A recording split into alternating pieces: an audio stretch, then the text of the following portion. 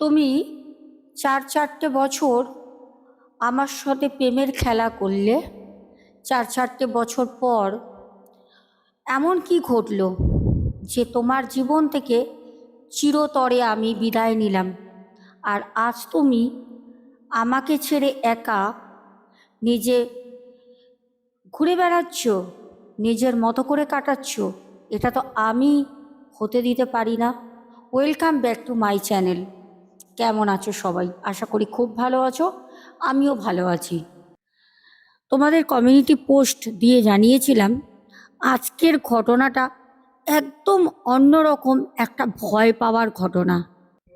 যারা প্রেম করছো, যারা ভবিষ্যতে প্রেম করবে, আজকের ঘটনাটা তাদের জন্য, অথবা যারা জীবনে প্রেম করে এসেছো। তাহলে চলো ঘটনাটা শুরু করি। শিলিগুড়ি থেকে পাঠায় এই ঘটনাটা একজন প্রাক্তন টিচার। ওনার নিজের চোখে, নিজের জীবনে এরম ভয়ঙ্কর সত্য একটি ঘটনা উনি নিজে বাস্তবে অনুভব করেছেন, দেখেছেন। সবটা আজকে তোমাদের সাথে শেয়ার করব। যিনি ঘটনাটা পাঠান, ওনার একটি কাল্পনিক নাম আমি এখানে দিলাম, রিমা দিদিভাই। রিমা দিদিভাই জানান, জীবনে ছোট ছোট বাচ্চাদের পড়ানো ছাড়া আমার জীবনে আর কোনো কিছু ছিল না। প্রত্যেকটা বাচ্চাকে যাতে আমি নিজের মতো করে তৈরি করতে পারি, মানুষ করতে পারি, এটাই ছিল আমার জীবনের সব থেকে বড় অঙ্গীকার। চেষ্টাও করেছি, কয়েকজনকে তৈরিও করেছি মানুষের মতো মানুষ। কিন্তু এত মানুষ, তার ভিড়ে এমনও কিছু আমি নিজে দেখেছি যেটা আজকে আমি একজন প্রাক্তন টিচার হয়েও ঘটনাটা শেয়ার করতে বাধ্য হলাম। দিদিভাই বলেন, আজ থেকে প্রায় 9 বছর আগে, তখন সবে রিটায়ার্ড হব, 1.5 থেকে 2 বছর আমার তখন স্কুলে চাকরিটা আছে। আমার যেখানে থাকি এই এলাকাতেই আমি একটি দোকান থেকে প্রত্যেক দিন মাসকাবারি মাল তুলতাম।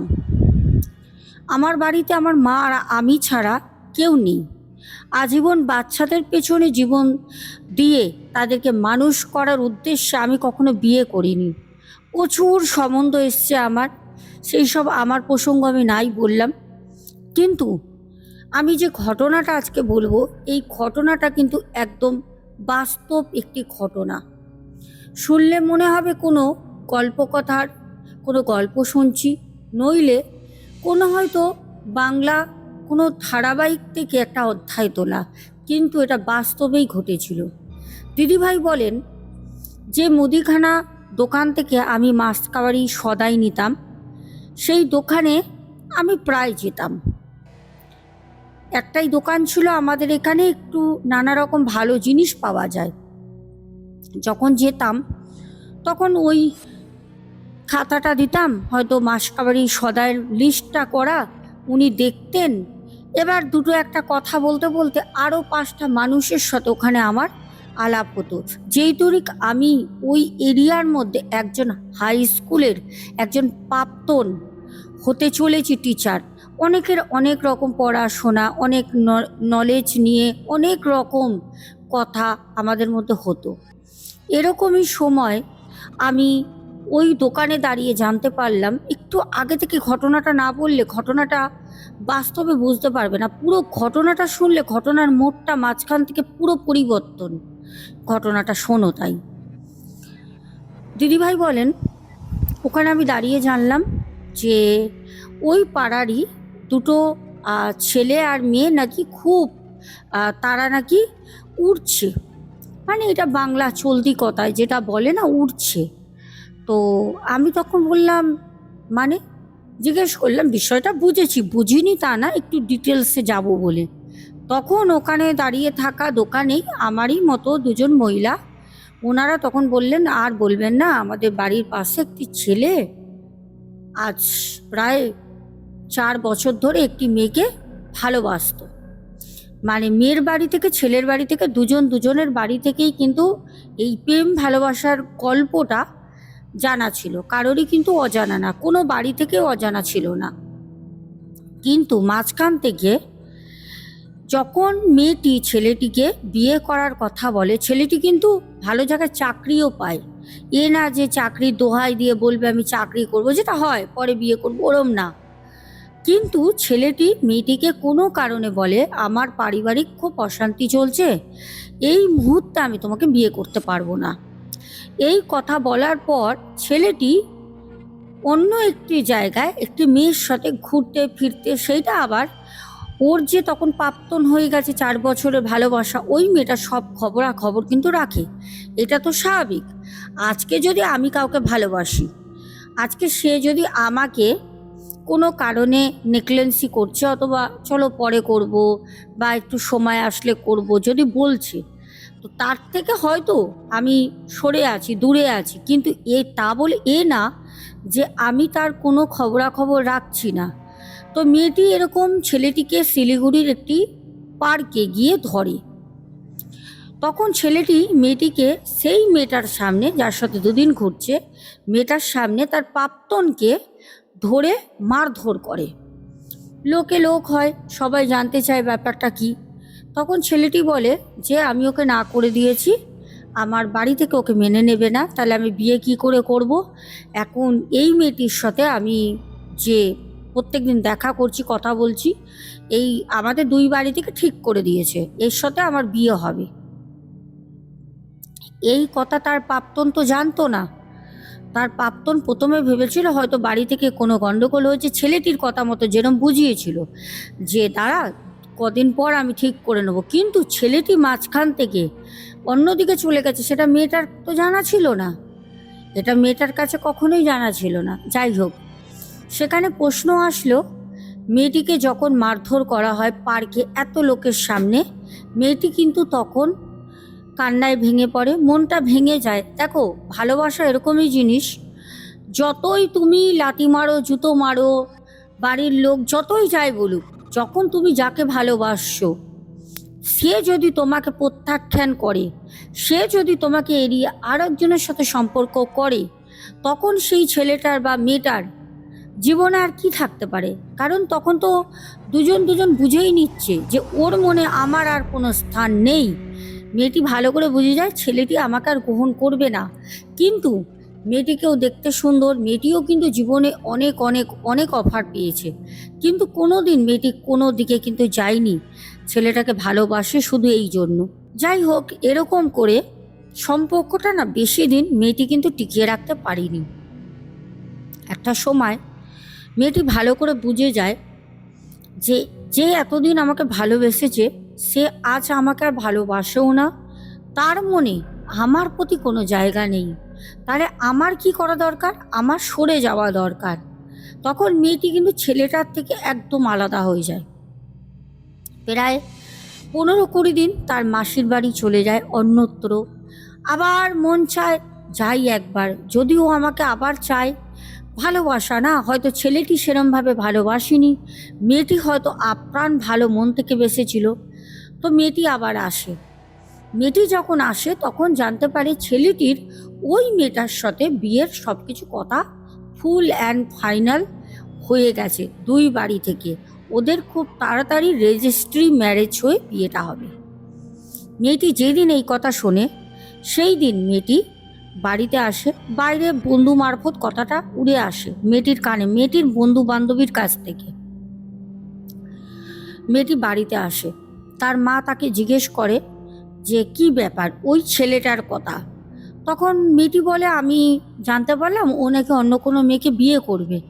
তখন মেয়েটির মা বলে যে 4 বছর আমাদের বাড়িতে আসা, তুই ওদের বাড়ি যাওয়া, ঘোরা ফেরা, তাহলে আজকে ছেলেটা বিয়ে করবে, তাহলে একটা কাজ করি আমরা পুলিশ নিয়ে, না হয় আমরা পাড়ার কিছু লোকজন নিয়ে ওদের বাড়িতে যাই, এটা তো হতে আমরা দেব না, কারণ তুই আমাদের মেয়ে, তুই এরকমভাবে ভেসে যাবি, কষ্ট পাবি, কাঁদবি, কোনো কিছুতে ফোকাস করতে পারছিস না, এটা তো হবে না।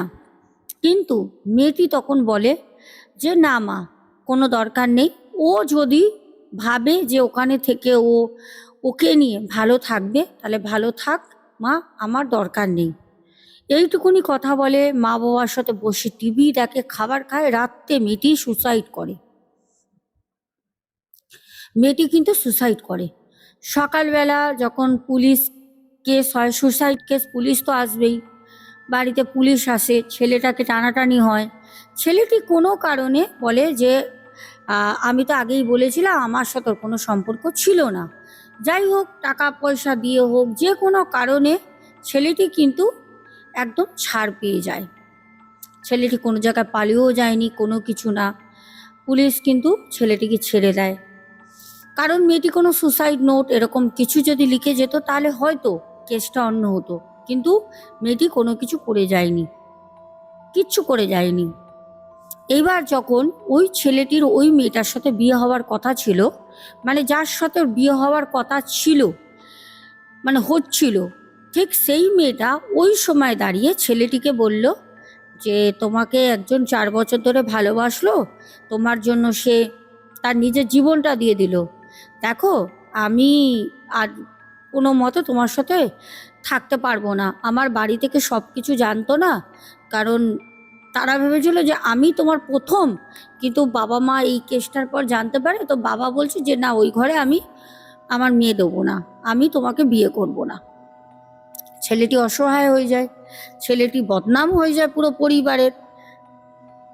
ছেলেটার জন্য ওই মেয়েটা মারা গেল, এখন যার জন্য মারা গেল ওই মেয়েটা বলছে বিয়ে করব না, তো মেয়েটা ছেড়ে দেয়। ছেলেটা কাজে ফোকাস দেয়, কিছুদিন মুম্বাইতে চলে যায়। মুম্বাইতে ওর কিরম রিলেটিভ থাকতো, দিদি ভাইয়ের অতটা জানা নেই, ওখানে চলে যায়। ওখান থেকে ছেলেটা প্রায় 1.5-2 বছর পর ফিরে আসে, এসে এখানে থাকে। এখানে থেকে ফোনে ফোনে ফেসবুকের মাধ্যমে আরেকটি মেয়ের সাথে পরিচয় হয়। মানে ছেলেটির অ্যাকচুয়ালি এখান থেকে আমরা স্বভাবটা দেখতে পাচ্ছি, সেটা হচ্ছে যে ও একজন মারা গেছে, একজন ছেড়ে গেছে, তারপরেও ওর নতুন করে স্বপ্ন বাঁধার ইচ্ছে আছে, তাই আবার একটা মেয়েকে ফেসবুকের দ্বারা ইমপ্রেস করে, সেই মেয়েটার সাথে কথা বাড়ায়। সেই মেয়েটার সাথে হোটেল থেকে শুরু করে, পার্ক থেকে শুরু করে, নির্জন জায়গায়, মাঠে ঘাটে, জঙ্গলে, যেখানে খুশি ঘুরতো। এইবার ওই যে ছেলেটা, ওই ছেলেটার সাথে ঘটলো একটা ঘটনা। প্রায় 2 বছর পর, ওই মেয়েটি মারা যাওয়ার 2 বছর পর ঘটনাটা কি ঘটলো, একদিন ওরা ঠিক দুপুরবেলা, ছেলেটি কিন্তু বলেছে আমি অফিস যাচ্ছি, ছেলেটি ভালো জায়গায় চাকরি করছে, বিয়ের করবে বলেই চাকরিটা আগে তড়িঘড়ি করে নিয়েছে, ওই মেয়েটাকে কাটিয়ে দিয়েছে যিনি মারা গেছেন। আর যেই মেয়েটার সাথে ওই সময় সম্পর্কে ছিল জড়িত, ওই মেয়েটার জন্যই ও চাকরিটা করছিল, কিন্তু ওই মেয়েটাও ছেড়ে যায়। তারপর ও মুম্বাই চলে যায়, মুম্বাই থেকে আবার ফিরে আসে, কাজটা করছে। তো সেখানে গিয়ে একটা নদীর পাড়ে, ওখানে অনেকেই বসে, মানে লোক যে যায় না বলাটা ভুল, লোকজন যায়। নদীর পাড়ে ও নতুন ওর যে গার্লফ্রেন্ড হয়েছে, যাকে ও ফেসবুক থেকে গার্লফ্রেন্ড করেছে, তার সাথে বসে গল্প করছে। হঠাৎ লক্ষ্য করে নদীর পাড়ে 2-3 জন ছিল, সবাই একটা সময় চলে যায়। ও আর ওর যে গার্লফ্রেন্ড ফেসবুক থেকে আলাপ, তার সাথে বসে গল্প করছে। একটা হাওয়া হঠাৎ, জঙ্গল ঠিক ওদের পেছনে একটা ঝোপঝাড় জঙ্গল আছে, ওই জঙ্গলের ওখান থেকে এসে একটা বড় গাছ, গাছের নিচে ওরা দুজন বসে আছে হাতে হাত দিয়ে। গাছটা প্রচণ্ড হাওয়ায় দুলছে, কিন্তু ওই যে একটা খরস্রোতা ছোট্ট নদী যেটা পারাপার করা যায়, নদীর ওপারে কিন্তু আরও জঙ্গল, গাছপালা, গাছগাছালি আছে ছোট বড় মিলিয়ে, কিন্তু সেইগুলো হাওয়ায় দুলছে না। কিন্তু ওরা যেখানটা বসে আছে ওখানে একটা হাওয়া ঘুরছে, ওদেরকে কেন্দ্র করে একটা হাওয়া ঘুরছে, মানে ওদের চারপাশ থেকে। তখন যে মেয়েটি ছিল, সেই মেয়েটি তখন বলছে যে কি গো, এত হাওয়া দিচ্ছে এখানে, কই ওপারে তো কোনো হাওয়া নেই। তখন ছেলেটি বলে হতেই পারে, এদিক থেকে কোনো হাওয়া আসছে, হতে পারে, ওরম কোনো ব্যাপার না, বলে মেয়েটিকে আরও কাছে নিয়ে ঘনিষ্ঠ হয়ে বসে গল্প করছে। এই সময় ওই একটা হাওয়া যেটা গাছে ছিল, সেই হাওয়াটা ছেলেটার গায়ে এসে এমন ধাক্কা দেয় ছেলেটি রীতিমতো ওই খরস্রোতা নদীর কাছে ঢাল ছিল, ওই হাওয়ার চোটে ও না কিছুটা গড়িয়ে যায়। তখন ওই মেয়েটা বলছে, এই এই তুমি পড়ে গেলে কেন, কি করে পড়ে গেলে? তখন বলছে, খানটা ঢাল দেখো। হ্যাঁ, একটু ঢাল, পাটা নিচে ছড়িয়ে বসেছিল, হয়তো ডিসব্যালেন্স হয়েছে। তখন ছেলেটা উঠে হাত ঝাড়তে ঝাড়তে, পা ঝাড়তে ঝাড়তে বলছে, চলো বাড়ি চলো, তুমি বাড়ি চলে যাও, আমি তোমাকে এখান থেকে গাড়ি করে দিই, আমি বাড়ি যাই, আমার শরীরটা কেমন লাগছে। ওর হঠাৎ করে শরীরটা খারাপ লাগতে কিন্তু শুরু করে ছেলেটার। তখন মেয়েটা ওকে বারবার করে বলছে যে, তুমি ঠিক আছো তো, তোমার শরীর ঠিক আছে তো, তোমার কোনো প্রবলেম হচ্ছে না তো, বলো কি হয়েছে, তুমি কি কোনো মানে পড়ে গিয়ে ভয় পেয়েছো? বলছে না। আর এই যে মেয়েটার সাথে এখন যে ডেট করছে, এই মেয়েটাকে কিন্তু ও বলেনি যে ওর জন্য, ছেলেটার জন্য একটা মেয়ের জীবন গেছে, এটা কিন্তু বলেনি। কারণ মেয়েটা ওখানে মেয়েই না, মেয়েটা একটু দূরে থাকে, এত কিছু পাড়ার জানে না। হ্যাঁ, একজনের সাথে ভালোবাসা ছিল, বিয়ের কথা, সেগুলো বলেছে, হয়নি, ছেড়ে দিয়েছে, মেয়েটা সিম্পাতি নিয়েছে এই মেয়েটার কাছ দিয়ে, ওই মেয়েটার কথা বলে। কিন্তু ওর জন্য কেউ 4 বছর ভালোবেসে জীবন দিয়েছে এই কথা বলেনি। ছেলেটা বাড়িতে আসে, মেয়েটি চলে যায়। বাড়িতে আসার পর ছেলেটি বসে আছে, চোখ মুখ পুরো লাল। মেয়েটি ছেলেটিকে ফোন করে, ফোন করতে ও 2-3 বার ফোন রিং হয়ে যায়, ধরে না। তারপর ফোনটা রিসিভ করে বলে, হ্যাঁ বলো কি হয়েছে। তখন বলছে, কি ব্যাপার, তুমি আমার ফোন এতক্ষণ ধরে করছি, তুলছো না কেন? তখন ছেলেটি বলছে যে, না আমার শরীরটা খুব ভালো নেই, আমি একটু রেস্ট করছিলাম, তাই তোমার ফোনটা আমি রিসিভ করিনি। তখন বলছে, দেখো তোমার শরীর যদি খারাপ থাকে, তাহলে ওদের আগামী দিনও কোনো একটা জায়গায় যাওয়ার প্রোগ্রাম ছিল। তখন মেয়েটি বলে যে, যদি শরীর খারাপ থাকে তাহলে তোমায় কোনো জায়গায় যেতে হবে না, তুমি একটা কাজ করো, তুমি বাড়িতে এখন অফিস করো না, কদিন রেস্ট করো, শরীরটা ঠিক হয়ে গেলে আমরা নেক্সট উইকে যাব। তখন বললো, ঠিক আছে, আমি সেটা তোমাকে কালকে মর্নিং হওয়ার আগে জানিয়ে দেবো। বাড়িতে বসে থাকে। সন্ধ্যাবেলা মা বলছে, কী রে বাবু, চোখ মুখগুলো ওরকম শুকনো লাল হয়ে রয়েছে কেন? বলছে, মা আমার না হাঁটছি চলছি, শরীরটা না মনে হচ্ছে যেন একদম হালকা, শরীরে একটা কিরকম শিহরণ দিচ্ছে, ভালো লাগছে না, শরীরটা মনে হচ্ছে যেন আমি আমার কন্ট্রোলে নেই। তখন ছেলেটির মা ছেলেটিকে বলে যে, কেন এরকম হচ্ছে, আগে কোনো সময় তোর এরকম হয়েছে? বলছে, না, এটা আমার প্রথম হচ্ছে এরকম। তখন তার মাকে বলে, মা তুমি একটা কাজ করো, আমাকে একটা মেয়ে দেখেছি, ওর মাকে ডাইরেক্ট বলে, কারণ ওদের পরিবারটাই মনে হয় ওরকম, দিদিমণির যিনি টিচার ওনার কথা মতো বলছে, মাকে সবটা বলে। তখন মা বলল, দেখ, 2 বছর আগে একটা মেয়ে তোর জন্য মারা গেল, একটা মেয়ে তোকে রিজেক্ট করে চলে গেল, আবার 2 বছরের মধ্যে তুই আর একটা মেয়ের জীবনে গেছিস, আবার যদি কিছু হয় পাড়ায় আর থাকতে পারবো না, পাড়ার লোকজন তো নানা রকম কানাকানি করে, সবই বাজার দোকান আসা যাওয়ার পথে আমি তোর বাবা শুনি, তুই যখন ছিলিস না তখনও অনেক কথা কিন্তু শুনেছি। যাই হোক, এই কথা বলতে তখন ছেলেটি বলল, না আমি একটা মেয়েকে ভালোবাসি, আমার সাথে ওর ফেসবুকে বন্ধুত্ব হয়েছে, ওকে আমি বললে ওর বাড়ির লোকের সাথে কথা বলে খুব তড়িঘড়ি তাড়াহুড়ো করে আমি বিয়েটা করতে চাই। তো তার মা বলল, ঠিক আছে। এই যে বিয়ের কথাটা মাকে বলল, রাতের বেলা খাওয়া দাওয়া করে, শরীর খুব খারাপ, ওর রাতের বেলা শুয়ে আছে, ওর মনে হচ্ছে চুলগুলো কেউ পেছন দিয়ে এরকম টেনে মুখের সামনেটা এরকম করে চুলগুলো ফেলছে, পুরো এরকম করে চুলগুলো কেউ হাত দিয়ে এরকম করে ওর মুখের দিকে দিচ্ছে। ও উঠে বলছে, কে কে, ভয় পায়, কে, মা মা করে চিৎকার করতে থাকে। তখন ওর মা অনেকক্ষণ পর এসে দরজা ভেজানো, দরজাটা খুলে ঢুকে বলছে, কি হয়েছে, এই কানা রাত্রে তুই মা মা করে স্বপ্ন দেখেছিস? মা তুমি ঘরের লাইটটা জ্বালো তো, ও মা লাইট অন করো। লাইট অন করেছে, আর ছেলেটি লাইট সবসময় অফ করে শুতো, ওর এটা হ্যাবিট, লাইট জিরো ডুম জ্বললেও ওর ঘুম আসে না, লাইট অফ ছিল। ওর মা বলছে, কি হয়েছে? বলছে, মা আমার ঘরে না মা, কে আমার মাথার চুলগুলো সমান এরকম টেনে আমার মুখের দিকে ফেলছিল, কে ঘরে ছিল? ওর মা বলছে, ফাজলামি করছিস পাগল, হ্যাঁ আমি তো এক্ষুনি বাইরে থেকে ঘরে ঢুকলাম, কই কেউ তো বেরোতে আমি দেখলাম না, কেই বা আসবে, কেউ তো নেই। বলছে, হ্যাঁ মা বিশ্বাস করো, হ্যাঁ, বিশ্বাস করো আমি সত্যি সত্যি বলছি। মানে কোনোভাবে তার মাকে সে বোঝাতে পারছে না, মা বুঝবেই বা কী করে? কারণ মা তো দরজা খুলে আসলো, দরজা তো ভেজানোই ছিল।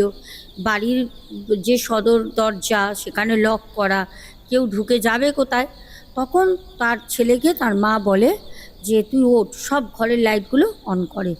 সব ঘরের লাইট অন করে সব ঘরে ঘরে ঘরে ঘরে গিয়ে দেখে যেই ঘরে কোনো ঘরে কেউই নেই, তাও ছাদে চল। মা ছাদে নিয়ে যায়, ছাদে নিয়ে গিয়ে দেখে ছাদের লাইট অন করে কোনো জায়গায় তো কেউ নেই, কারণ ওর মনের ভয়টা তো ওকে কাটাতে হবে। ও পাগলের মতো করছে, কারণ ওকে তো করেছে জিনিসটা। যাই হোক, ও মাকে বলল, মা আজকে তুমি আমার সাথে শোও মা, আমার খুব ভয় করছে। এইবার যখন শুয়ে রয়েছে মায়ের সাথে, তখন কিন্তু ওর মা কিছু আঁচ করছে যে এইটা ভয় পাওয়ার কারণ কোন দিকে যেতে পারে। এইবার যখন ভয় ভয় পাচ্ছে, তো যাই হোক ছেলের সাথে কিন্তু শুয়েছে মা। এইবার রাত যখন 3টে বাজে, তখন রান্নাঘরে ওদের কিচেনে, মানে ছেলেটির যে বেডরুম, ওখান থেকে বেরিয়েই বাঁ দিকে ওয়াশরুম, ওয়াশরুমের পাশেই কিচেন, খুব কাছাকাছি। কিচেনে কাচের গ্লাস পড়ল, কাচের গ্লাস মেঝেতে পড়ে ভাঙার শব্দ মা পায়। ছেলে কিন্তু ঘুমাচ্ছে, মাকে পেয়ে ছেলে একদম নিশ্চিন্তে ঘুমাচ্ছে। মা যখন আওয়াজটা পায়, মা কিন্তু চমকে ধড়বড় করে ওঠে, উঠে লাইট অন করে। লাইট অন করে, ছেলে তো লাইট অফ ছাড়া ঘুমায় না, লাইটটা অফ ছিল, অন করে রান্নাঘরে যায়। বাইরের লাইটটাও অন করে, রান্নাঘরের লাইট অন করে করে গিয়ে দেখছে একটা কাচের গ্লাস পড়েছে, কিন্তু গ্লাসটা ভাঙেনি, কিন্তু ভাঙার শব্দ হয়েছে। কাচের গ্লাস পড়লে যেরকম চূর্ণ বিচূর্ণ হয়ে যায় সেরকম শব্দ পেয়েছে, কিন্তু শব্দ পেলেও সেইটা কিন্তু কোনো কারণে গ্লাসটা গিয়ে দেখছে গোটা রয়েছে, একদম বসানো, মনে হচ্ছে কেউ বসিয়ে রেখেছে। কিন্তু এখানে একটা প্রশ্ন, যদি গ্লাস পড়েও যায় অত উপর থেকে, গ্লাসটা তো ভেঙে যাওয়ারই কথা, গ্লাসটা তো ওরকমভাবে বসে থাকার কথা না। মেঝেতে পড়লে কাচের বাটি হোক গ্লাস, ও তো ভাঙবেই। তার মা গ্লাসটাকে তোলে, তুলে একটু সরিয়ে একদম ওয়ালের ধার করে রেখে দেয়, সরি, রান্নাঘরে রেখে দিয়ে সে বেরিয়ে আসে। এসে সে কী করে, ছেলের রুমের দরজাটা খুলে রাখে হাট করে, আর যেটা রুম থেকে বেরিয়েই যে ডাইনিং স্পেস, ওই লাইটটা অন অন করে রাখে, যাতে ওর আলোটা ঘরে পড়ে। কারণ এখন মায়েরও ভয় লাগছে, শুধু ছেলের না, মায়েরও ভয় লাগছে। এবার তখন প্রায় রাত 3টে বাজে এই ঘটনাটা ঘটে। মা তো কোনো মতে ঘুমাতে পারছে না, কারণ মায়ের মন বুঝে গেছে যে এইটা স্বাভাবিক কিছু হচ্ছে না, কারণ এতদিন তো এরকম কিছু হয়নি, এটা অস্বাভাবিক কিছু ঘটছে। মা কিন্তু বুঝে গেছে। ছেলেকে তখন বলছে, বাবু তুই জীবনে বড় একটা ভুল করেছিস, এমন ভুল করেছিস, এখান থেকে তুই যদি ছাড় পাস তাহলে ভালো, যদি ছাড় না পাস তাহলে তোর জীবনটা শেষ। সকাল হলো, মা জেগেই থাকলো 3টে দিয়ে। সকালবেলা ছেলেকে ডেকে ছেলে অফিস যায়। মেয়েটি, যেই মেয়েটির সাথে ফেসবুক থেকে আলাপ, এখন যার সাথে সম্পর্ক আছে, তাকে নিয়ে ঘুরতে যায়। যখন ঘুরতে যায়, তখন ছেলেটি ওখানে গিয়ে, মানে যেটা পাকলামি বলে, পাকলামি করছে, এমন হাসি হাসছে। ওই মেয়েটি ওখানে বসে রীতিমতো সবার সামনে খুব লজ্জিত ফিল করছে, কারণ একটা এমন, মানে ওরা রেস্টুরেন্ট বা কফি হাউসে গেছে যেখানে প্রত্যেকটা মানুষ ওই ছেলেটিকে মেয়েটিকে দেখছে, এরকম মানে এরকম ঠাট্টা করছে ওখানে, ওরা সবার কাছে কিন্তু ওখানে ছোট হয়ে যাচ্ছে, প্রত্যেকটা মানুষ ওদেরকে হাঁ করে দেখছে। মেয়েটি খুব রাগ করে, মেয়েটি বলে, কি ব্যাপার, তুমি এরকম পাগলামি করছো কেন? হ্যাঁ, এতদিন ধরে তোমার সাথে আমি ডেট করছি, ঘুরছি, এইদিকে ওইদিকে যাচ্ছি, আজকে তুমি এরকম পাগলামি করছো, এরকমভাবে হাসছো, কী ব্যাপার? ছেলেটি তখন কিন্তু মেয়েটিকে বলে যে, কই, আমি তো তোমার সাথে বসে গল্প করছি, কিন্তু ও কী করছে সেটা কিন্তু ও নিজেও জানে না। মেয়েটি খুব বিরক্ত হয়ে ওখান থেকে উঠে চলে যায়। তখন ছেলেটি বুঝতে পারে যে আমার সাথে কিছু অস্বাভাবিক ঘটছে। ছেলেটি তখন কি করে, বাড়ি ফিরে আসে। তখন তার মা বলছে, কিরে বাবু, তুই অফিস যাসনি, তুই বাড়ি এলি? তখন মাকে মিথ্যে কথা বলে। ছেলেটি এরকমই, অ্যাকচুয়ালিও মিথ্যে কথা, একটার পর একটা অধিক মেয়ের সাথে প্রেম সম্পর্ক করা। মেয়েটি মানে ছেলেটি এরকমই। তো মাকে মিথ্যা কথা বলে শরীর খারাপ লাগছিল, চলে এসেছি, কারণ মা দেখেছে আগের দিন রাতে বাবুর ঘুম হয়নি ঠিক মতো, ভয় পেয়েছে। মা সেটা মেনে নেয়, একটা মাত্র সন্তান। সন্ধ্যাবেলা ছেলেকে ঘরে খুঁজে পাওয়া যাচ্ছে না। ছেলে কোথায়, খুঁজে পাচ্ছে না কেউ। এইবার পুরো পাড়ার লোক সবাইকে কান্নাকাটি করে তার মা বাবা বলছে ছেলে ঘরে নেই, ছেলেকে পাওয়া যাচ্ছে না। এইবার ছেলেকে খোঁজ খোঁজ পুরো বাড়ির ছাদ থেকে শুরু করে ঘর থেকে কোনায় কোনায়, বাড়ির পেছনে, বন্ধু বান্ধব, পাড়ার যাদের সাথে কথা বলতো সব জায়গায় খোঁজ করে ছেলে নেই। ছেলে গেল কোথায়, ছেলে গেল কোথায়, ছেলে বাড়ি দিয়ে কখন বেরিয়েছে মা চোখে চোখে রাখার পরেও জানে না। তখন খোঁজ করে করে মানে ওই এরিয়ার যত লোক ছিল, আমাকে রমা দিদিভাই বলছেন যে আপনি বিশ্বাস করবেন না, ওদের বাড়ির লোকজন সবাই সবাই তখন খুঁজতে শুরু করে। এমনকি পাড়ার লোক সেই নদীর পাড়, কোথায় ঝোপেঝাড়, কোথায় পার্ক, কোন বন্ধুর বাড়ি, কোন কলেজের মোড়, সব জায়গায় খোঁজে, বন্ধুদের ফোন করে, কোথাও নেই ছেলে, কোনো জায়গায় নেই। তারপর যখন সবাই ভাবলো যে ওর মা যখন রাতের ঘটনাটা বলল না, কেঁদে কেঁদে বলছে যে এরকম রাতে হয়েছে, আমার মনে হচ্ছে ওই মেয়েটা মারা যাওয়ার পর ওই মেয়েটাই কিছু করছে, ওই হবে কালপিট। একটা মেয়ে মারা গেল, সেই মেয়েটার প্রতি কোনো সহানুভূতি নেই। ছেলেটির মা বলছে মেয়েটি হচ্ছে কালপিট, ওই মেয়েটাই কিছু করছে মৃত্যুর পর। মৃত্যুর 2 বছর পর পাড়ার লোক বলছে কি করবে মেয়েটা, করলে তো সাথে সাথে করতো, 2 বছর পর ওর কি জন্ম হয়নি? অপঘাতে মৃত্যু জন্ম হয় না, অপঘাতে মৃত্যু ঘুরে বেড়ায়, মেয়েটা সুসাইড করেছিল। তো তখন সবাই কি মত গেছে, সবাই বলছে চল তো খোঁজ খোঁজ খোঁজ। সবাই ওই নদীর পাড়ে ঘুরতে ঘুরতে ওই নদীর পাশে কোনো একটা জায়গায়, ওখানে আমি নামগুলো বলছি না, ওখানে যারা আছো বুঝতে পারবে, ওই দিকে কোনো জায়গায় একটা শ্মশান আছে, নদীর পাড়ে মৃতদেহ পোড়ানো হয়। ওই শ্মশানের কাছে গিয়ে দেখছে ছেলে একদম চুপ করে একটা কোণে, শ্মশানের একটা কোণে চুপ করে বসে আছে মাটির মধ্যে। সবাই দূর থেকে, রাত হয়ে গেছে তো, সবাই দূর থেকে টর্চ মারতে মারতে সেই নদী পার হয়ে যেতে হবে, ওই খরস্রোতা নদী পার হয়ে যেতে হয় ওই শ্মশানে, ওটা শহর থেকে একটু দূরে। ওখানে গিয়ে দেখছে ছেলে বসে আছে। যখন সবাই দূর থেকে টর্চ মেরে বলছে যে কী রে তুই এখানে, হ্যাঁ বাড়ি থেকে এসে শ্মশানে বসে রয়েছিস, কী ব্যাপার তুই এখানে? তখন ও যখন ঘুরে তাকায়, বলছে ওই দৃশ্য দেখার মতো, কারণ ওর চোখ মুখ পুরো লাল, আর মানে একদম বিকট ওর দৃশ্য, মানে ওকে দেখে বোঝা যাচ্ছে না যে সেই ছেলে এই ছেলে। তখন ওর শরীর থেকে কথা বলছে, সেটা হচ্ছে ওই মেয়েটা।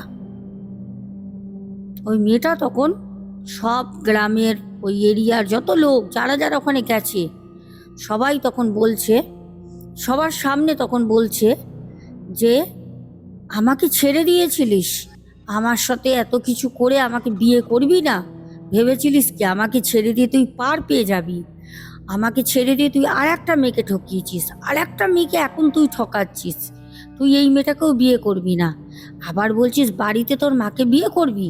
আমি প্রতিটা সময় প্রতিটা মুহূর্তে তোর সাথে থাকি, আজকে এখান থেকে তোকে আমি নিয়ে যাব, তুই আর বাড়ি ফিরবি না, কেউ তোকে বাড়ি ফিরিয়ে নিয়ে যেতে পারবে না। তখন সবাই কাছে যাচ্ছে আর ও পেছোচ্ছে, সবাই কাছে যাচ্ছে, ও পেছোচ্ছে।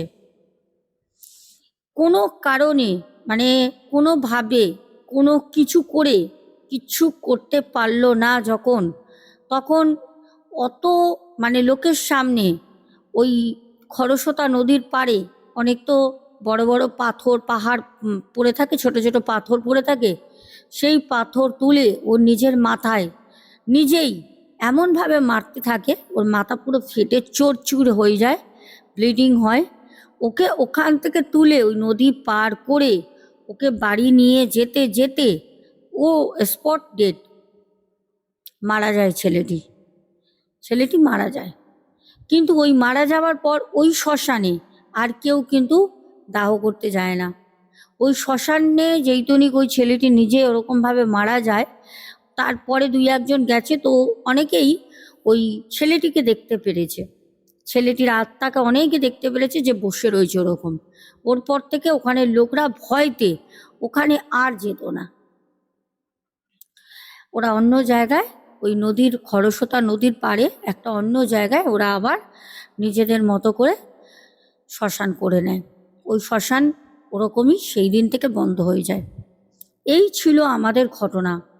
এই ঘটনার মারফতে আমরা জানতে পারলাম একটা জিনিস, ভালোবাসা একটা আবেগ হলেও ভালোবাসার কিন্তু গভীর একটা বন্ধন, একটা টান থাকে।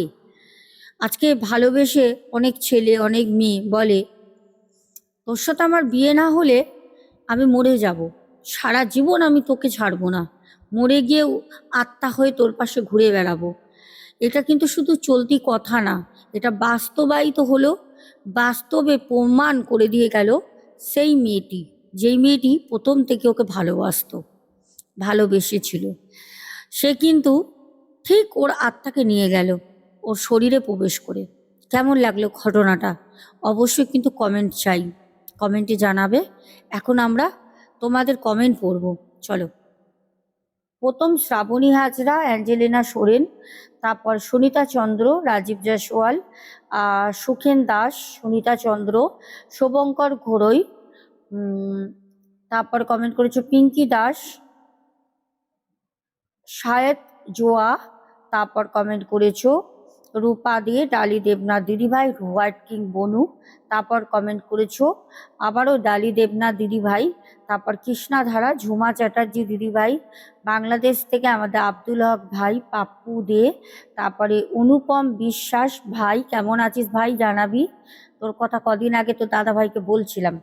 সৌমিক সরকার, তারপর প্রদীপ দাস, তারপরে মমি ভট্টাচার্য, আয়ান হালদার, হোয়াইট কিং বনু, তারপর চৈতালি রয়, তারপর কমেন্ট করেছে জলি হাজরা দিদিভাই, সোমা দাস পরিবার থেকে সুজাতা দাস, তারপরে সুদীপ্ত ব্যানার্জি, রূপা দে, মিম কমেন্ট করেছো বাংলাদেশ থেকে, তারপর মৌমিতা ভৌমিক, তারপর কেকা রয়, সৈনী মিষ্টি বোন সৈনী রয়, সুদীপ রয়, সুমনা ভট্টাচার্যা, রূপা ব্যানার্জি, তারপর নীলিমা মজুমদার, আবারও ভুল হলো, নীলু মজুমদার, রেখা অধিকারী দিদিভাই, প্রত্যেককে যারা যারা কমেন্ট করেছো সবার নাম আমি পড়লাম। তোমরা আশা করি ভালো আছো, বড় মায়ের আশীর্বাদে খুব খুব খুব ভালো থেকো, এটাই আমি সবসময় চাই। এখন আসবো, দেখা হবে আগামীকাল। চেষ্টা করব শোনা কথায় তোমাদের জন্য আর একটা দারুণ ঘটনা আনার। এখনের মতো শুভরাত্রি।